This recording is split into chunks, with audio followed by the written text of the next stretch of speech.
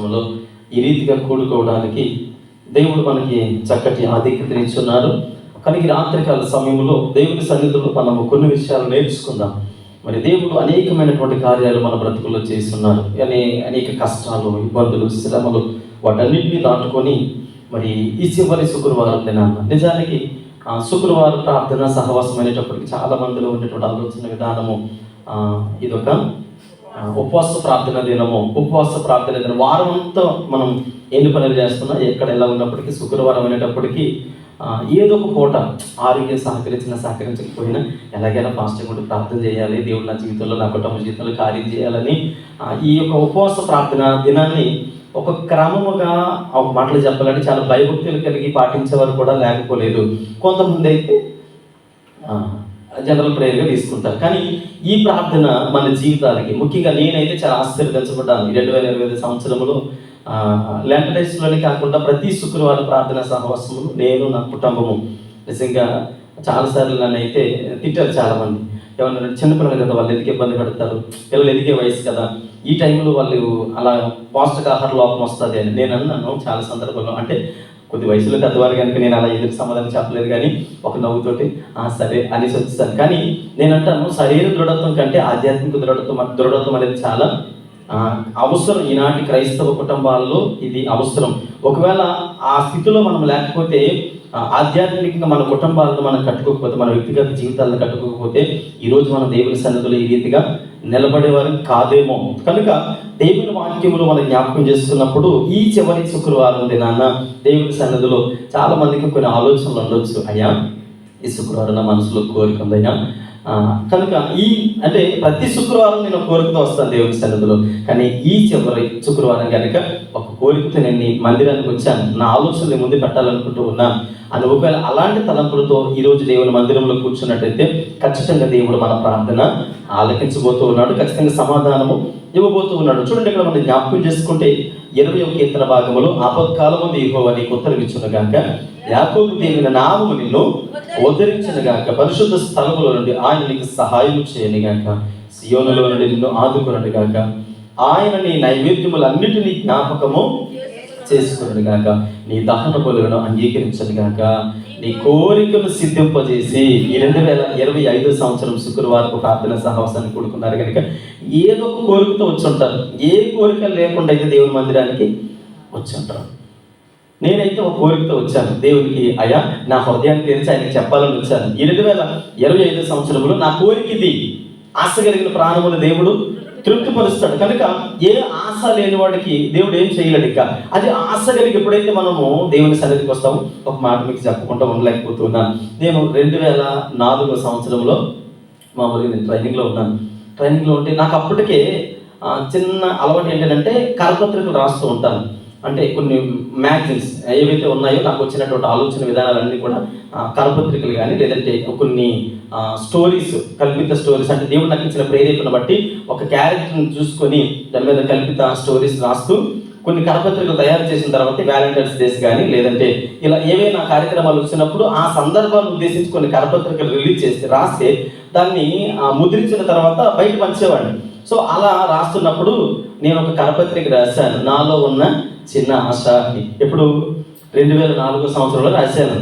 అది ఇప్పటికీ నా దగ్గర నా స్వహస్తాలతో నేను రాసినటువంటి ఆ పేపర్ ఉంది, ఇంక్లూడింగ్ డేట్తో సహా. నాలో ఉన్న చిన్న ఆశ, మా పాస్టమ్ గారి పేరు ఆశ నాకు తెలియదు అసలు. ఆ తర్వాత వివాహం నా పెళ్లి చూపులు అయిపోయిన తర్వాత అప్పుడు అమ్మాయి పేరు ఏం పేరండి అని అంటే, మా అమ్మ నాన్న చూశారు వెళ్ళి. వాళ్ళు చూసి వచ్చిన తర్వాత అమ్మాయి క్రైస్తవురాలే, పర్వాలేదు, మంచి ప్రార్థన జీవితం కలిగిన అమ్మాయి, అలాగే అని చెప్పి నేను అనుకున్నాను. పెద్దగా పట్టించుకోలేదు. క్రైస్తవులు అన్న తర్వాత నార్మల్గా ఉంటుంది, ఏదో పేరు ఉంటుంది, ఏ సువార్తమో మార్తమో ఏదో పేరు ఉంటుందో అనుకున్నాను. దాని వాళ్ళు వచ్చేవాళ్ళంటే అమ్మాయి పేరు ఆశ అని చెప్పారు. అంటే మన ఉద్దేశాలు, కోరికలు ఏదైతే దేవుని సన్నిధిలో పెడుతూ ఉన్నామో ఒక చక్కటి సబ్జెక్టుతో రాశాను. అది నాలో ఉన్న చిన్న ఆశ అంటే, తండ్రి ఏదైతే చేస్తూ ఉన్నాడో కుమారుడు అది చూస్తూ ఉన్నాడు కనుక ఆ కరపత్రి యొక్క కాన్సెప్ట్ ఏంటంటే, తండ్రి కుమారుడు ముందు సిగరెట్ కాలుస్తున్నాడు అనుకోండి, ఇప్పుడు సిగరెట్ కాల్చి తండ్రిని కొడుకు చూసిన తర్వాత వాడు బీడి కాలుస్తున్నాడు అనుకోండి. ఇప్పుడు కొడుకు వచ్చి అలా కాలుస్తూ ఉంటే తండ్రి దగ్గరికి వెళ్ళిన తర్వాత తండ్రి సరే నువ్వు అది కాల్చకరా తప్పంటే ముందు నువ్వు అది ఆఫ్ చేసే అంటాడు. కనుక అంటే దేవుడు మనల్ని సృజించినటువంటి విధానం వేరు, అంటే దేవుని కోరిక వేరు, దేవుని ఆశ వేరు. అంటే ఈరోజు మానవుడు కోరేటువంటి కోరికలు వేరు. అయితే ఆ కాన్సెప్ట్ అనేది నేను రాసినప్పుడు నాకు తెలియదు.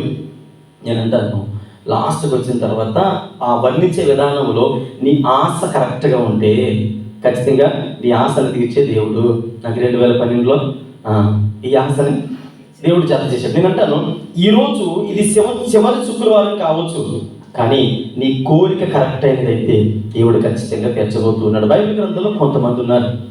కొంతమంది ఎలా ఆలోచించారంటే వారి కోరికలన్నీ కూడా దేవుని పాద సన్నిధానంలో పెట్టారు, తీసుకుని. చూడండి ఒకసారి మొదటి రాజుల గ్రంథము 1వ అధ్యాయము 16-17 వచనాలు. మొదటి రాజుల గ్రంథము 1వ అధ్యాయము 16-17 వచనాలు. ఒకసారి మనం సాగిలపడి నమస్కారం చేసి రాజు నీ కోరిక ఏమని అడిగినందుకు ఆమె ఇలాగ మనం చేసినాం, నా యేలువాడా నీవు నీ దేవుడైన యెహోవా తోడనే నీ సేవకురాలనైనా నాకు ప్రమాణం చేసి ఆవశ్యకమా నీ కుమారుడైన సొలొమోనును నా వెనుక ఏలువాడే నా సింహాసనము విలాసుడగునని సెలవిచ్చితివే. చాలండి. తల్లి కోరిక ఎలా ఉందనంటే బెత్షెబా యొక్క కోరిక తన కుమారుడు ఎలా ఉండాలి, ఇజ్రాయెల్ ప్రజలకు రాజు అవ్వాలి, దేవుడి సన్నిధిలో తనకు ఉద్దేశాలు కలిగి ఉంది. అరే ఇజ్రాయెల్ ప్రజలకు రాజు అవడం అంటే అంత ఆసమస్య విషయం కాదు. అంటే దావీదు కుమారులైన వారు అబ్షాలోము ఉన్నాడు, ఆ తర్వాత అంటే చాలా మంది ఉన్నారు. వీళ్ళందరూ ఎలా ఉంటే బెత్షెబా దేవుని సన్నిధిలో ఒక ఉద్దేశం కలిగి దావీదు దగ్గరికి వచ్చి అంటూ ఉంది, నా ఏలినవాడా ఆ మాట ఆలకిస్తావా, నాకు కోరిక ఉందయ్యా తల్లిగా, నా కోరిక నువ్వు తీర్చాలనుకుంటూ ఉన్నా. అమ్మ నీ కోరిక ఏంటి, నీవు రాజ్య మందిరానికి వచ్చినటువంటి ఉద్దేశం ఏంటి అంటే ఈ రాత్రికాల సమయంలో దేవుడు మనల్ని అడిగే ప్రశ్న ఏంటంటే ఈ రాత్రికాల సమయంలో ఈ చివరి శుక్రవారం ప్రార్థన సహవాసంలో ఏ ఉద్దేశంతో వచ్చావు, అసలు ఏంటి నీ కోరిక అని అడిగితే మొగమాట పడకుండా హృదయపూర్వకంగా చెప్పాలి, నా ఏలినవాడా నా కోరిక ఇదయ్యా, నా బిడ్డల భవిష్యత్తు ఇలా స్థిరపరచబడాలనుకుంటూ ఉన్నాను, నా కుటుంబం ఇలా కట్టబడాలనుకుంటూ ఉన్నాను, నేను ఇలా ఆశీర్వదించబడాలనుకుంటూ ఉన్నానయ్యా, ఇది నా కోరిక అని మనం ఎప్పుడైతే చెప్పగలుగుతామో అప్పుడు ఖచ్చితంగా దేవుడు దాన్ని నెరవేర్చడానికి ఇష్టపడుతూ ఉన్నాడు. చూడండి అక్కడ మనం జ్ఞాపకం చేసుకుంటే తన కుమారుడు రాజు అవ్వాలని ఆశించినటువంటి ఆ ఆశ 29వ వచనం అనుకుంటాను. చూడండి మొదటి రాజుల గ్రంథంలో 1వ అధ్యాయం 29-30 వచనం. అప్పుడు రాజు ప్రమాణపూర్వకంగా చెప్పినది ఏమనగా సకలమైన ఉపద్రవములలో నుండి నన్ను విడిపించిన యెహోవా జీవముతోడు అవశ్యకముగా నీ కుమారుడైన సొలొమోను నా తర్వాత ఏలువాడై నాకు ప్రతిగా నా సింహాసనము మీద ఆసీనుడగునని చెప్పిన. పిల్లరా మన కోరిక సమంజసమైనదైతే, మన కోరిక దేవునికి అనుకూలమైనదైతే ఖచ్చితంగా దేవుడు నెరవేరుస్తాడు. దావీదు అడిగాడు, అమ్మ నీ కోరిక ఏంటి అని అంటే బెత్షెబా ఏమి నిరుత్సాహపడకుండా ధైర్యంగా చెప్పగలిగింది. అంటే దేవుడు మనల్ని అడిగినప్పుడు ఆయన పాద సన్నిధానంలోకి వచ్చాము, వచ్చిన తర్వాత రక్తహస్తాలతో పంపించడం దేవుని యొక్క ఉద్దేశము కాదు. దేవుడు అడుగుతూ ఉన్నాడు, అమ్మ నీ కోరిక ఏంటి అయ్యా, నీ కోరిక ఏంటయ్యా, ఏం కావాలి, ఏం ఆశిస్తూ ఉన్నావు, అసలు నేను ఏమైనా చేయగలను అనుకుంటూ ఉన్నావా? ఒకనొక సమయంలో యేసుక్రీస్తు ప్రభువు వారు అన్నారు, అయ్యా నా నుంచి నువ్వు ఏం ఆశిస్తున్నావు అంటే నేను చూపు మందు కోరుకుంటున్నానయ్యా, అయ్యా నేను బాగుపడాలనుకుంటూ ఉన్నాను. అంటే ఈరోజు మన కుటుంబం బాగుపడాలంటే మన కోరిక కరెక్ట్గా ఆయనకి తెలియచేయాలి. కొత్త నిబంధన కాలంలో ఒక తల్లి వచ్చింది, అక్కడ కూడా ఒక తల్లి వచ్చి యేసుబాబు ఇది కుడి పక్కన ఒకరిని ఎడ పక్కన ఒకరిని అంటే ఆమె కోరిక సమంజసమైనది కాదు. అందుకని ఆయన అన్నాడు, అమ్మా నీ కోరిక అంత సమంజసమైనది కాదు, కనుక నా ఉద్దేశం అంటే నీవు చెప్పినటువంటి మాట కరెక్టే, ఉద్దేశం కరెక్టే, కానీ అది నా చేతుల్లో లేదు. ఈరోజు మన ఉద్దేశాలు, మన ఆలోచన విధానాలు చూడండి. ఒకసారి వాక్య భాగం చదువుకుందాం. మార్కు సువార్త 10వ అధ్యాయము 35 వచనం చదువుకుంటే, మార్కు సువార్త 10వ అధ్యాయము జబదయి కుమారులైన యాకోబులు యోహానును ఆయన యొద్దకు వచ్చి బోధకుడా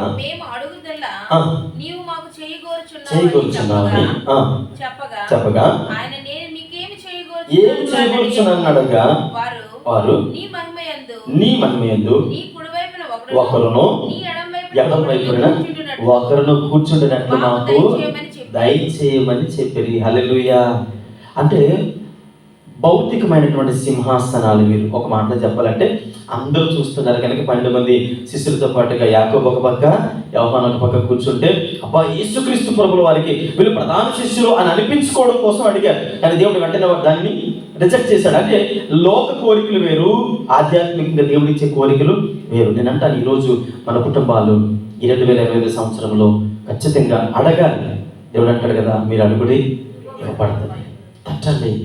ఏది కూడా ఇవ్వకుండా నేను దాచుకోవాలనుకోవడం లేదు. మొహమాట పడద్దు, అడగండి అని దేవుడు చెబుతున్నాడు కనుక మన కోరికను హృదయపూర్వకంగా దేవుని పాదముల చెంత మనం ఎప్పుడైతే పెడతామో దేవుడు ఖచ్చితంగా మన జీవితాల్లో ఉన్నతమైన కార్యాలు జరిగించబోతూ ఉన్నాడు. మరి ఎవరి జీవితాల్లో కోరికలు అనేవి తీరవని అంటే చూడండి, కీర్తన 140 కీర్తన భాగంలో అక్కడ కొంతమంది 140 కీర్తన భాగము 8వ చరణం అనుకుంటాను. 8వ చరణంలో ఒక్క మాట మనం జ్ఞాపకం చేసుకుంటే, యెహోవా భక్తిహీనుల కోరికను తీర్చకము, వారు అతిశయింపకుండునట్లు వారి ఆలోచనలు కొనసాగింపకము.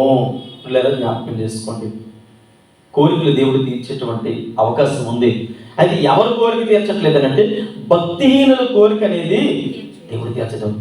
భక్తిహీనుల యొక్క కోరిక అక్కడ మనం జ్ఞాపకం చేసుకుంటూ ఉంటే, భక్తిహీనులు కోరిక తీరడం ద్వారా ఏం చేస్తారంటే అతిశయపడతారట. మీకు ఎగ్జాంపుల్ చెప్తాను. దానియేలు గ్రంథంలో ఒక రాజుకి దేవుడు అధికారం ఇచ్చాడు.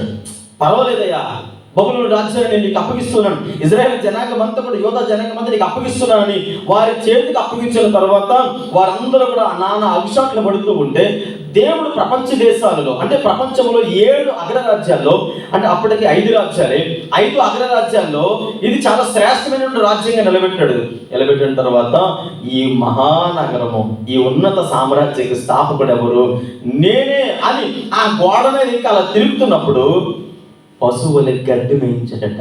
అంటే ఆ కోరిక తీర్చినటువంటి దేవుడే మరలా తనని ఏం చేశాడు, కిందకి తిప్పేశాడు. అంటే ఇక్కడ మనం జ్ఞాపకం చేసుకున్నప్పుడు భక్తిహీనుల యొక్క కోరిక ప్రపంచ స్థాయికి తీసుకెళ్ళిపోవాలనుకున్నాడు. ఏవేవో ఆలోచనలు చేశాడు. తర్వాత నేను తెలియజేశాను, బాబేలు గోపురం దగ్గర వాళ్ళు కూడా ఏవేవో కోరికలు చేశారు. కానీ ఏది కూడా సొంత కోరికలు ఎప్పుడు కూడా నెరవేరవు. భక్తిహీనతతో చేసే భక్తి అది ఎన్నడూ కూడా నెరవేరదు. చూడండి, ఇక్కడ మనం జ్ఞాపకం చేసుకుంటే సామెతల గ్రంథము 11వ అధ్యాయము 23వ వచనములో మనం జ్ఞాపకం చేసుకుందాం. సామెతల గ్రంథము 11వ అధ్యాయం 23వ వచనములో నీతిమంతుల కోరికను ఆశ చాలండి. ఇక్కడ ఉత్తమమైనటువంటి కోరిక ఉండాలి. ఎబ్రిల్కి రాసిన పత్రికలు ఒకసారి అంటాడు, ఒక చోట అంటాడు ఆయన, ఇదిగో మీ ఐహిక అంటే ఏమంటారు, కొన్ని కోరికలు ఉంటాయి అంటారు కదా, రే ఈ గొంతమ్మ కోరికలు అన్నీ నేను తీర్చలేను అంటారు. అంటే ఈ గొంతమ్మ కోరికలు అంటే, ఇప్పుడు నేనున్నాను, నాకు ఫ్లైట్ అవసరం, నేను ప్రార్థన చేశాను అనుకోండి, ఏం అవసరం, నాకు ఫ్లైట్ అవసరం ప్రార్థన చేశాను అనుకోండి, అసలు ఆ ప్రార్థన అంగీకారమైందేనా, అది ఉత్తమమైనదేనా? అంటే ఇప్పుడు నా భోగేచ్ఛల కోసము నేను అనేకులకు చూపించుకోవడం కోసం ప్రార్థన చేస్తున్నాను. ఇప్పుడు నాకు ఫ్లైట్ కావాలి ప్రభా అంటే అంటే ముందున్న ప్లేట్ కూడా అవునా కదా. ఇప్పుడు ఇది భోగేచ్ఛల కోసం, నన్ను నేను హైలైట్ చేసుకోవడం కోసం, అంటే నా స్థాయి వేరు. కార్ అంటే పోనీ ఒక విధంగా సమంజసమే, అంటే ముగ్గురు ఉన్నాం కాబట్టి ఒకరు డ్రైవర్ సీట్లో ఉన్నా, ఇంకొకరు ముగ్గురు వెనకాతలు ఉంటారు కాబట్టి కార్ అంటే పర్వాలేదు, పరిచర్యకి అవసరం. ఏదైనా ఎక్కడికైనా వెళ్ళాలంటే కొంచెం సౌలభ్యకరమైన ప్రయాణం కొరకు కారు కోసం ప్రార్థన చేస్తే, పోలేడు కొన్ని ఇబ్బంది పడుతున్నాడు కదా, దేవుడు కారు కోసం ప్రార్థన చేస్తే పోనీలేరా బాబు, ఏది సెకండ్ హ్యాండ్ తీసుకో, అది ఉత్తమమైనటువంటి ప్రార్థన. అంతే నేను ఫ్లైట్ కావాలి ప్రభు అని ప్రార్థన చేస్తాను, ఆ ప్రార్థన అంగీకారమైనది కాదు, అది ఉత్తమమైనది కాదు. మన భోగేచ్ఛను నెరవేర్చుకోవడం కోసం ఇక్కడ మనం జ్ఞాపకం చేసుకుంటే, బెత్షెబ చేసిన ప్రార్థన, అయ్యా ఈ రాజ్యం అంతా కూడా నా కొడుకుకి రాసిచ్చే అని అడగలేదు. ఆమె అడుగుతుంది, ఇదిగో నీ తరువాత ఆ సింహాసనం మీద ఒకరు ఉండాలని దేవుని సన్నిధిలో ప్రార్థన చేస్తావు కదా, ఖచ్చితంగా నా కుమారుడిని కూర్చోనంటున్నా. దేవుని సన్నిధిలో భయభక్తులు కలిగినటువంటి తల్లి చేసేటువంటి ప్రార్థన, మన కోరికలు ఆ విధంగా ఎప్పుడైతే ఉంటాయో దేవుడు ఖచ్చితంగా నెరవేర్చబోతున్నాడు. రెండవ కోరిక ఏంటంటే, మరొక తల్లి గారు ఉన్నారు, ఆవిడ పేరు ఎస్తేరు గ్రంథం 5వ అధ్యాయంలో 6-7 వచనాల్లో చదివితే అక్కడ ఆమె కూడా చిన్న కోరిక కలిగి ఉందట. ఏంటి ఆమె కోరిక అంటే, ఇశ్రాయేలు జనాంగం అలాగే యోధా జనాంగం అనేది మరణానికి ఆహుతైపోతూ ఉన్నారు, ఆమాను యొక్క ఉచ్చులో పడిపోతూ ఉన్నారు కనుక వీళ్ళందరూ కూడా భయంకరమైన శ్రమలో ఉన్నారు. ఇప్పుడు ఈ మాదీయ సామ్రాజ్యపు అధికారంలో ఒకటి మనం ఇందాక దానియేలు దగ్గర నెబుకద్నెజరు అనేది బబులోను సామ్రాజ్యము, ఆ తర్వాత ఇదేమో మాదీ సామ్రాజ్యపు అధికారంలో ఇజ్రాయెల్ జనాంగంతో నలిగిపోతూ ఉంటే ఆ ప్రార్థన చేసిందట. ఇక్కడ 5వ అధ్యాయము 6-7 వచనాలు. రాజు కూర్చుండి ఎస్తేరును చూచి, నీ కోరిక నీ మనవి ఏంటి, అది రాజ్యములో చేయబడినని చెప్పగా ఇలా సెలవిచ్చాను, ఇలాగ మాట్లాడాను. దయ కలిగి నా మనవి చొప్పునను నా కోరిక చొప్పునను జరిగించుట. రాజువైన తనకి అనుకూలమైతే చాలండి. ఇక్కడ మీరు జ్ఞాపకం చేసుకోండి, బెత్షెబ కోరిక దేవుని సన్నిధానంలో రాజు అయినటువంటి దావీదు తర్వాత ఇశ్రాయేలు జనాంగమునకు రాజుగా ఉండాలి. తన ప్రజలను పరిపాలన దీక్షత నిజానికి తన తల్లికి తెలుసు, బెత్షెబకి తెలుసు, సొలొమోను అంత జ్ఞానం కలిగిన వాడు కాదని. తల్లి చెంగుచాటును ఉండేవాడట, తల్లి ఏం చెప్తుంది అమ్మ వెనకత్తలు ఉండేవాడట. అయితే ఒకరోజు సొలొమోను ప్రార్థన చేశాడు, ప్రభువా నాకు జ్ఞానం లేదయ్యా, తెలివి లేదయ్యా, ఎలా నడిపించాలి. దావీదంటే చాలా గొప్ప జ్ఞానం కలిగిన వాడయ్యా, వాటను ఎరగిన వీరుడు కదా, ఆయన యుద్ధ నేర్పరితనం కలిగిన వాడు, మాట సామర్థ్యం కలిగిన వాడు, ఆయన లాంటి సామర్థ్యం నాకు లేదు కదా, ఇప్పుడు ఇంత గొప్ప జనాంగం నేను ఎలా నడిపించగలను, అసలు నేను పిలుకువాడని అని ప్రార్థన చేస్తే దేవుడు ఎంత గొప్పడు అంటే, తల్లులుగా మీకు ఇచ్చినటువంటి ధన్యత నేను అంటాను, మీ భర్త ఎంత సామర్థ్యం కలిగిన వాడైనా కొన్నిసార్లు చాలా మంది తల్లి అంటారు, ఒరే ఈ చిన్న ప్రాబ్లం సాల్వ్ చేయలేకపోతున్నాం, అదే మీ నాన్న అయితే ఏమంటారు, అదే ఎందుకని అంటారు, ఆయనకున్న సామర్థ్యము వీడికి లేకపోవచ్చు. తల్లిగా మీ ప్రార్థన ఏమై ఉండాలంటే, లేదా సహోదరిగా మీ ప్రార్థన ఏమై ఉండాలంటే, ఇదిగో ఆయనకి మన తండ్రికి అంత సామర్థ్యం ఉంది, ఈరోజు మనకి లేదా నీకు ఆ సామర్థ్యం లేదు కనుక ప్రభువా నా సహోదరుడికి లేదా నా భర్తకి సామర్థ్యాన్ని దయచేయి ప్రభువా, అది మన కోరిక ఉండాలి. ఇక్కడ సొలొమోను చేసినటువంటి ప్రార్థన దేవుడు ఆలకించిన తర్వాత అసలు సొలొమోను కాలంలో ఒక్క యుద్ధం కూడా లేదట. ఎంత గొప్ప దేవుడు అంటే, కోరిక సిద్ధింపజేసే దేవుడు అని ఎందుకు ఆయన పేరేనంటే, అడిగిన వెంటనే కార్యాలు చేసే దేవుడు. మనం అడగకే మన జీవితాల్లో కార్యాలు జరగట్లేదు. సొలొమోను కాలం యుద్ధాలు లేవు వస్తుంది, మళ్ళీ తర్వాత కాలంలో యుద్ధాలు ఉన్నాయి. అది దేవుడు మన కోరికలు నెరవేర్చే విధానం. రెండవది ఇక్కడ ఎస్తేరు చేసినటువంటి ప్రార్థన ఏంటంటే, తన ప్రజలు విడుదల పొందాలా. ఈరోజు మన కుటుంబాలు ఏ పరిస్థితిలో ఉన్నాయో నాకు తెలియదు. కొన్నిసార్లు బయటికి చెప్పుకోలేము, దుఃఖంలో ఉంటాం, ఎవరి దగ్గర చెప్పుకోలేము. కొన్నిసార్లు ఎలా ఉంటుందంటే, చాలామంది అంటారు నాకు అప్పుడు తెలియదండి, తెలుసుకుంటే ఇలా పెళ్లి చేసుకునేదాన్ని కాదు, తెలుసుంటే అసలు అతను పెళ్లి చేసుకునేదాన్ని కాదు, నా గొంతు కోసారండి అంటారు. ఏం చేశారు, నా గొంతు కోసారండి అంటారు. ఏమైందమ్మంటే ఏం లేదండి, అంతే అయిపోయింది, అంత కాలిపోయింది, కరెంట్ కాలిపోయింది అంటారు. అంత అయిపోయింది, ఇంకా అయిపోయిన తర్వాత ఏం చేసుకుంటాం అంటే ఏమైందమ్మంటే ఏం లేదంటారు. కానీ వారి లోపల ఎంత దుఃఖపడుతూ ఉంటారంటే, నా జీవితం అంతా కూడా ఎవరికి చెప్పుకోలేనండి. నా తల్లిదండ్రులు వస్తారు, తల్లిదండ్రులకు వచ్చినప్పుడు ఏమ్మా ఎలా ఉంది, మా ఇంటి బాగా చూసుకుంటాడంటే బంగారులో చూసుకుంటాడు, మీ అల్లుడికి చాలా. కానీ దుఃఖం ఎక్కడ ఉంటుంది, మనసు నిండా ఉంటుంది, చెప్పుకోలేరు బయటికి. ఏమైందమ్మా పర్లేదు, కొన్ని ఏమంటే మా అడిగితే మేము మాట్లాడతాం, చెప్పవచ్చు కదంటే లేదు బాగానే ఉంది, నాకు అంత బాగుంది, మీరు వచ్చారు కదా హ్యాపీగా ఉండండి వెళ్ళుకుంటే. స్త్రీలకు మాత్రమే కాదు, ఇది పురుషులు కూడా వర్తిస్తుంది చాలా సందర్భాల్లో. ఎందుకు అలాంటి పరిస్థితి అంటే, వారి హృదయములో ఉండేటువంటి దుఃఖం అలాంటిది, బయటికి చెప్పుకోలేరు. అంటే మనుషుల దగ్గర మనం చెప్పుకుంటే లోకం అయిపోతాం, అదే దేవుడి దగ్గర చెప్పుకుంటే. ఇప్పుడు ఎస్తేరు మొదటిగా ప్రార్థన చేసింది దేవుడి సన్నిధిలో, ఉపవాసం ఉంటే ప్రార్థన చేసిన తర్వాత దేవుడు ఇచ్చిన ప్రేరేపణ బట్టి రాజు దగ్గరికి వెళ్ళింది. అలా కాకుండా డైరెక్ట్గా వెళ్ళిపోయింటే చాలా కుటుంబాలు ఫెయిల్ అయిపోవడానికి కారణాలు ఇవే.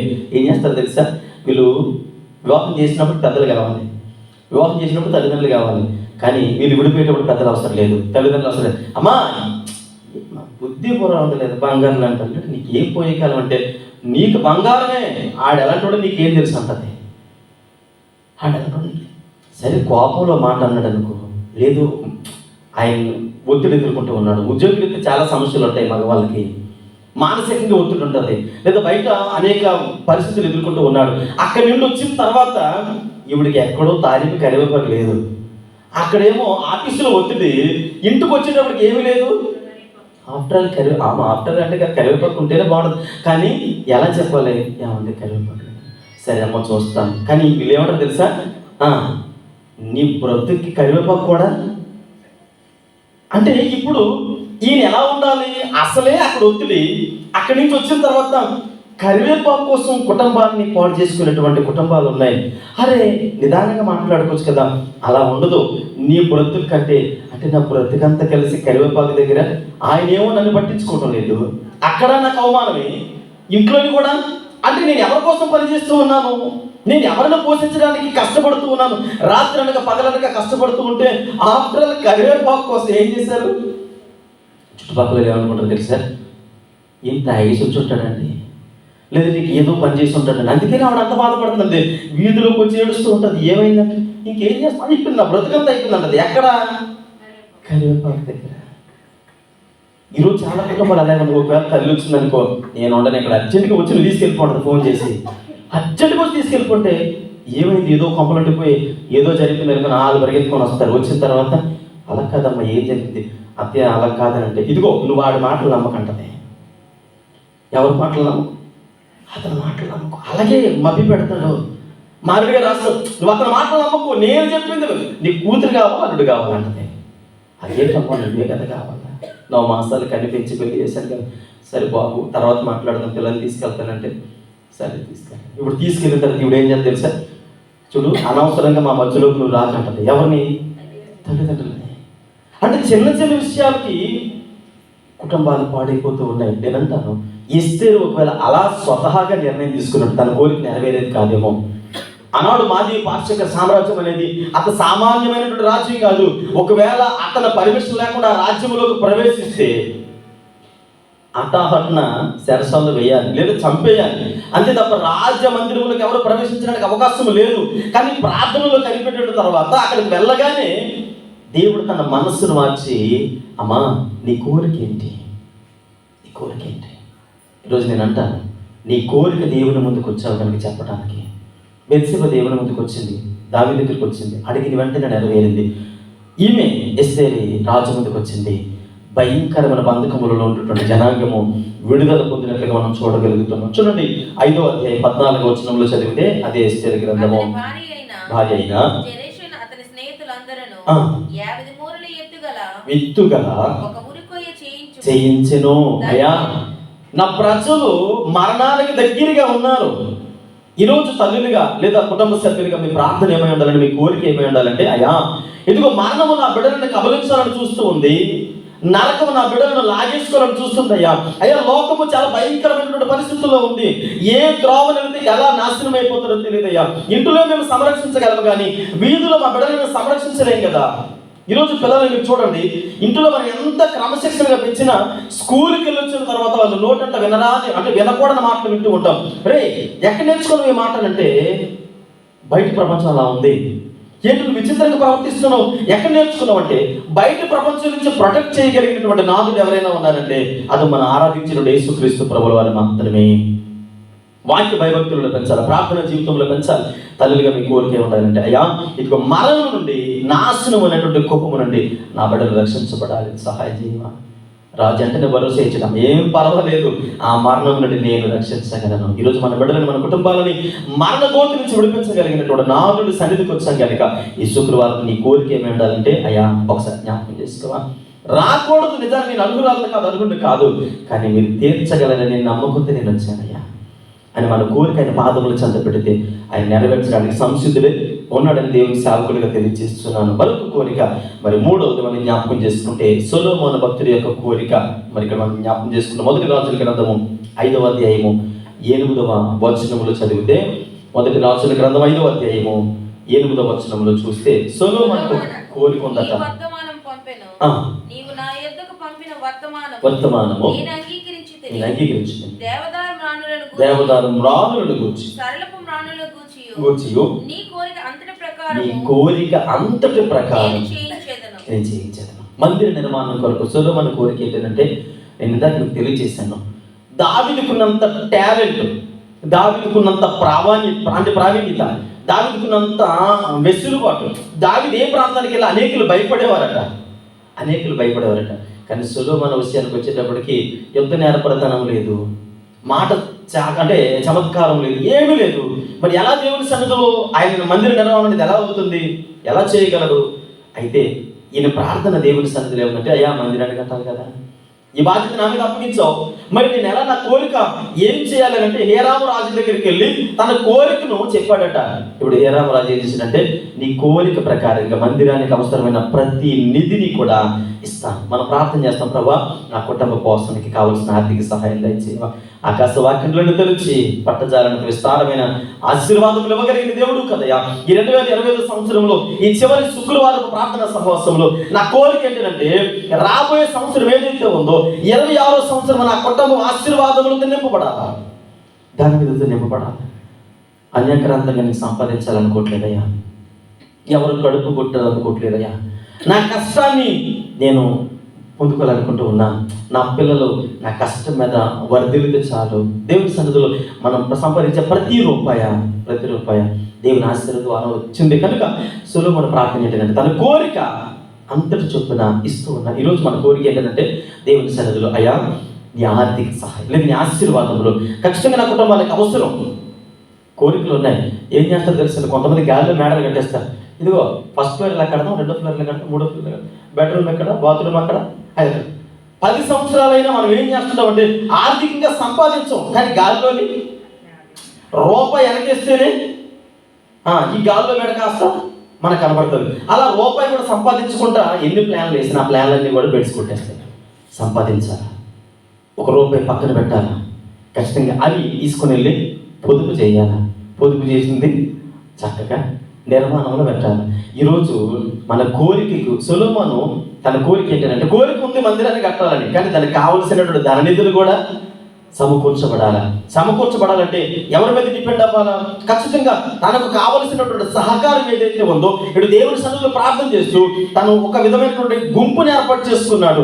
వారిని ఏం చేస్తున్నాడంటే, అయ్యా మీ సహాయం నాకు కావాలి, అడిగినంత మటుకు దేవదారులు రానులను, సరళ వృక్షపు రానులను, ఇవన్నీ కూడా మీరు నాకు ఇవ్వాలి అని అంటే ఖచ్చితంగా దేవుడు ఇచ్చారు. నేను అంటాను చివరిగా మీరు గుర్తుపెట్టుకోండి, ప్రతి కుటుంబం జ్ఞాపకం చేసుకోవాల్సింది.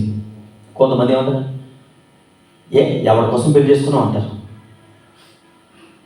ఎవరి కోసం చాలా తేలిగా మాట్లాడతారు కొంతమంది ఆడవాళ్ళు. అమ్మ మీరు కాదు, ఉన్నారు కొంతమంది, ఎవరి కోసం పోషిస్తామంటారు. అంటే నలుగురు 4 రూపాయలు సంపాదిస్తే కుటుంబం అనేది అతి తక్కువ కాలంలో ఆశీర్వాదకరంగా ఉంటుంది. వీళ్ళు ఏం చేస్తారు తెలుసా, సంపాదించే అవకాశం ఉన్నా, బలం ఉన్నా, అన్నీ ఉన్నా ఏ పని చేయరు. ఏ పని చేయకుండా ఎందుకు సంపాదించలేవు? నన్ను పెళ్లి చేసుకున్నప్పుడు నేనేమన్నా అగ్రిమెంట్ రాసుకున్నావా నేను సంపాదించాలని అంటాను. సరే అలా ఉన్నావు, నేను వెళ్ళమని పోల్చి కొంతమంది వద్దు అంటారు. కానీ కొంతమంది నేను అనుకుంటాను, భార్య భర్తలు ఇరువురు ఒక తాటి మీద వెళ్ళి ఇద్దరు కష్టపడి చెరుపుకు రూపాయి సంపాదించుకొని ఒక దగ్గర పోగేసుకుంటే నష్టమేం లేదే. సరే నీ భర్త నేను వద్దు ఇంటికాడ ఉంటామన్నారు, హ్యాపీగా ఇంటికాడ ఉండు. కుటుంబాన్ని ఎలా కట్టుకోవాలో ప్రార్థనాపూర్వకంగా ప్రార్థన చేస్తూ తెచ్చిన ప్రతి రూపాయి పొదుపు చేయడం నేర్చుకోవాలి. దుబారా చేయడం కాదు, ఆ తెచ్చిన దాన్ని వ్యర్థపరచడం కాదు. ఎప్పుడైతే అలా మనం ఉంటామో ఆయన కోరిక మీ దగ్గరకు వచ్చి అంటాడు, ఇదిగో ఈరోజు మరి ఇలా చేద్దామనంటే ఇలా చేస్తావా అని వాదోపవాదాలు పెట్టుకునే కంటే చాలా కుటుంబాలలో ఇలాంటి పరిస్థితులు ఉండడం ద్వారా ఎన్ని సంవత్సరాలైనా ఆర్థికంగా ఎలా ఉంటూ ఉన్నారు, అనగారి స్థితిలోనే ఉంటూ ఉన్నారు. ఎప్పుడైతే ఇప్పుడు సొలొమోను తన కోరికను నెరవేర్చుకోవడం కోసం సామగ్రిని సమకూరుస్తూ ఉన్నాడు, ఇతరుల సహకారాన్ని అర్జిస్తూ ఉన్నాడు, ఒక పక్క దేవుని సన్నిధిలో ప్రార్థన కూడా చేస్తున్నాడు. ఈ 3 ప్రతి కుటుంబంలో ఉండాలి. ప్రతి వ్యక్తి జీవితంలో ప్రార్థన ఉండాలి, సంపాదన ఉండాలి, సహకారం కూడా ఉండాలి. అప్పుడే మనం అనుకున్నటువంటి కోరికలు నెరవేరితే మందిరాన్ని చక్కగా కట్టగలుగుతాం. పిల్లల్ని జ్ఞాపకం చేసుకోండి, సొలొమోను మందిరాన్ని కట్టగలిగాడు కానీ తన కుటుంబాన్ని కట్టుకోలేకపోయాడు. చాలా సమయం పట్టింది కుటుంబాన్ని కట్టుకోవడానికి. మందిరాన్ని కట్టడానికి చాలా తక్కువ టైం పట్టిందట. అదే కుటుంబాన్ని కట్టుకోవడానికి దానికి డబల్ అయింది. ఈరోజు కుటుంబాల్లో ఇలాంటి ఆర్థిక ఇబ్బందులు, ఆధ్యాత్మిక ఇబ్బందులు, మానసిక ఇబ్బందులు, బయటకు చాలా బాగుంటారు కానీ లోపల ఉండేటువంటి ఆ కోరికనే ఉండిపోతుంది. ఎదుగుదల అనేది కనబడదు. చివరికి ఒక వాక్య భాగం చదివించి ముగిస్తాను. చూడండి, కీర్తనలు 145వ కీర్తన భాగం 19వ చరణము, 145వ కీర్తన భాగము 19వ చరణం. తన యందు భయభక్తులు గల వారి యొక్క కోరిక ఆయన నెరవేర్చను. 3 కోరికలు చెప్పాను. ఒకటి బెత్షెబ కోరిక. ఏ కోరిక? దేవుని సన్నిధిలో ఆశీర్వాదకరంగా ఉండాలి. నాకు తెలిసి సంఘానికి వచ్చినటువంటి ప్రతి కుటుంబం, ప్రతి వ్యక్తి అయితే అధికారులుగా, అంటే చక్కగా సంఘాన్ని పాలించేటువంటి నాయకులుగానైనా ఉండాలా, లేదా చక్కటి సేవకులుగానైనా ఉండాలా. సంఘంలో ఈ 2 లక్షణాలు ఖచ్చితంగా కలిగి ఉండాలి. అంటే ఖచ్చితంగా ఉండాలి. పరిపాలకులు, ఆ తర్వాత సేవకులు. అలా కాదు అని నామకార్థంగా ఉండకూడదు. బెత్షెబ కోరిక. రెండవది ఎస్తేరు కోరిక. మరణాంధకారంలో చెక్కబడిన ప్రజలకు విడుదల. ఈరోజు నీ కుటుంబము ఏ విధమైన బంధకాల్లో ఉందో నాకు తెలియదు. వారి విడుదల కొరకు కోరిక కలిగి ఉండాలి. నా కుటుంబం ఇలా ఉండకూడదయ్యా, వాళ్ళు ప్రజ్వలింపబడాలి, వెలిగించబడాలి, ఆశీర్వాదకరంగా ఉండాలి. మూడవది సొలొమోను మందిరం. అంటే ఇల్లు నిర్మాణము, మందిర నిర్మాణము, కుటుంబ నిర్మాణము. మరి మన చుట్టూ ఉన్న వారి యొక్క నిర్మాణం అనేది ఎవరి చేతుల్లో ఉందనంటే, ఒకటి మన జీవితంలో ఆ కోరిక కలిగి ఉండడం మాత్రమే కాదు, దానికి తగినటువంటి శ్రద్ధ, అంటే ఆ శ్రద్ధ, కోరికలు అంటే కదా ఏమంటారు దాన్ని, ఇంట్రెస్ట్. ఏదైతే అనుకున్నామో అది ఖచ్చితంగా. కాబట్టి ఇప్పుడు ఈ మధ్య కొంతమంది కొన్ని యాడ్స్ వస్తూ ఉన్నాయి. మొబైల్లో ఆన్ చేస్తే చాలు యాడ్స్ ఏంటంటే LIC, ఇన్సూరెన్స్. యజమానుడు చచ్చిపోయిన తర్వాత 5 కోట్లు 8 కోట్లు వస్తాయంట. ఆడ సభకు ముందే ఆయన భయపెట్టేసి ఇన్సూరెన్స్ చేయించుకో, లేకపోతే మళ్ళీ వెనకతలో ఒకటం మంది కూడా సరే చచ్చిపోయిన తర్వాత ఇన్సూరెన్స్ రావాలంటే ముందు జాగ్రత్త ఉండాలి. అంటే ఇన్సూరెన్స్ కావాలనుకుంటున్నా, కానీ కడితేనే కదా ఇన్సూరెన్స్. నాకు కూడా ఇన్సూరెన్స్ కావాలంటే అంటాం, కానీ కట్టకుండా తర్వాత వెళ్ళి LIC ఆఫీస్కి వెళ్ళి మా ఆయన చచ్చిపోయి ఇన్సూరెన్స్ అవ్వాలంటే మెడపట్టుకుని బయటికి కోరిక కరెక్టే, కానీ దానికి తగినటువంటి శ్రద్ధ కూడా కలిగి ఉండాలి. 4వది యెహోవా యందు భయభక్తులు గల వారి యొక్క కోరిక ఆయన నెరవేరుస్తారు. భయభక్తులు లేకుండా ఇవి ఏ కోరికలు కూడా నెరవేరు. ప్రార్థన చేసుకుంది 2025 సంవత్సరం ముగింపులో ఉన్నాం కనుక మరి అతి కొద్ది దినాలలో 26లో ప్రవేశించడానికి సిద్ధంగా ఉన్నాం. మరి మన కుటుంబ సభ్యులు అందరూ కూడా దేవుని సన్నిధిలో మరి ప్రవేశించబోతున్నాం కనుక, అయ్యా నా కోరిక ఇలా ఉంది, నా బిడ్డల విషయంలో, నా భర్త విషయంలో, నా కుటుంబం విషయంలో, నా సంఘం విషయంలో నా కోరికగా ఉంటాయా. అయ్యా మా వీధిలో చాలా మంది లోకాన్ని బానిసలైపోయాయా. అయ్యా మరి లోకానుసారమైనటువంటి స్థితిగతుల మధ్యలో ఉంటున్నారు. నేను ఒక కోరిక కలిగి ఉన్నాను, ఈ రాబోయే సంవత్సరంలో నేను నడుము కట్టుకుని మీ పరిచర్య కొరకు ఒక సువార్తికురాలిగా, దేవాలయ ప్రభా ఒక చక్కటి గాయకురాలిగా, దేవాలయ రానున్న దినాలలో మీ నామమును అనేకులలో పరిచయం చేయడానికి నేను ఒక కోరిక కలిగి ఉన్నానని ప్రార్థన చేద్దాం. తండ్రి మీకు వందనాలు, సర్వోన్నతుడా కృప కలిగిన మీకే మహిమ చెల్లిస్తూ ఉన్నాను.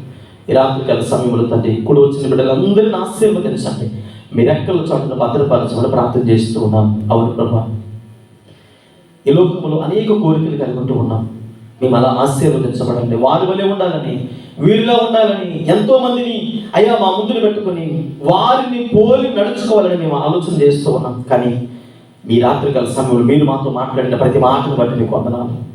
దేవాలయ ప్రభా మేము మందిరానికి వచ్చినాం, మా కోరికను మీకు తెలియజేసిన వెంటనే మా జీవితాల్లో కార్యాలు జరిగించడానికి సంసిద్ధులుగా ఉన్నారు. దేవా మా జీవితాలు మీ పాదములకు అప్పగించుకుంటున్నాం ప్రభా. బెత్షెబ కోరికను నెరవేర్చి సొలొమోను రాజును ఇశ్రాయేలు ప్రజలకు రాజుగా నియమించిన దేవుడు, ఎస్తేరు ప్రార్థన ఆలకించి మరణ బంధకములో ఉన్నటువంటి ప్రజలను అయ్యా విడిపించి జీవములోనికి నడిపించిన దేవుడు ప్రభా. దేవా ఇదిగో ప్రభా, మేము అనుకుంటూ ఉన్నాం మా గృహాల విషయంలో, మా బిడ్డల విషయంలో, అయ్యా మా కుటుంబాల విషయంలో ఇలా కట్టుకోవాలని ఎన్నో కోరికలు కలిగి ఉన్నాం. కానీ దానికి తగిన సిద్ధపాటుని పొందలేకపోతూ ఉన్నాం. మానసికంగా, శారీరకంగా ఎన్నో ఇబ్బందుల్లో ఉంటూ ఉన్నాం. దయచేసి వాళ్ళు జ్ఞాపకం చేసుకోండి. మా కుటుంబాలు కట్టుకోవడానికి కావలసిన సిద్ధపాటును దయచేయండి. ఆలోచనలు అయితే ఉన్నాయి, అవలంబించలేకపోతున్నాం ప్రభా. తగిన జ్ఞానమును మాకు దయచేయమని ప్రార్థన చేస్తూ ఉన్నాం ప్రభా. అయినా సొలొమోను మందిరాన్ని కట్టడానికి కావలసిన సిద్ధపాటును, తనకు తగిన జ్ఞానమును దయచేసినటువంటి సామర్థ్యం కలిగిన దేవుడు ప్రభా మాకు కూడా దయచేయండి. అయ్యా దేవా, మీ యందు భయభక్తులు ఎట్టుకో మాకు నేర్పించండి. మీ యందు భయభక్తులు కలిగి మేము జీవించినప్పుడు మా కోరికను సిద్ధింపజేస్తారని అయ్యా మీరు వాగ్దానం ఇచ్చిన దేవుడు, వాగ్దానం చేసిన వాడు కనుక, అయ్యా మీరు నమ్మదగిన దేవుడు కనుక మా జీవితంలో నెరవేరుస్తారని నమ్ముతున్నాం ప్రభు. ప్రతి కుటుంబాన్ని దీవించండి, అయ్యా సంఘాన్ని అనుకుని జీవిస్తున్న ప్రతి కుటుంబాన్ని ప్రతి బిడ్డని ప్రభా పేరు పేరున ఆశీర్వదించండి నాయన. ఏ బిడ్డ ఏ సమస్యలో ఉన్నారు, ఏ ఇబ్బందులు ఉన్నారో, ఎలాంటి రుగ్మతల మధ్యలో ఉన్నారో నాకు తెలియదు ప్రభా. ఈ రాత్రికాల సమయంలో సంఘ బిడ్డలందరినీ దీవించండి. చంటి బిడ్డలు మొదలుకొని వృద్ధుల వరకు ప్రతి ఒక్కరి మీద మీకు ఆయపడిన హస్తాన్ని ఉంచండి నాయన. మీరు ఎక్కల చోట్ల భద్రపరచండి. ఆర్థికంగాను, మానసికంగాను, శారీరకంగాను ఆయా బాధపడుతున్న ప్రతి బిడ్డలను విడిపించండి. మీ సన్నిధిలో బాధపరచమని ప్రార్థన చేస్తూ ఉన్నాం. అయ్యేందుకు ప్రభా పాత్రలో వాక్య భాగంలో మీరున్న రీతిని బట్టి మీకు స్తోత్రాలు. దేవానికి తండ్రి 2020 సంవత్సరం సిద్ధపాటు కొరకు మమ్మల్ని ఆయన సిద్ధపరిచి మీ కృపలో భద్రపరచమని యేసయ్య నామములో ప్రార్థించడానికి వేడుకుంటున్నాం తండ్రి. ఆమేన్.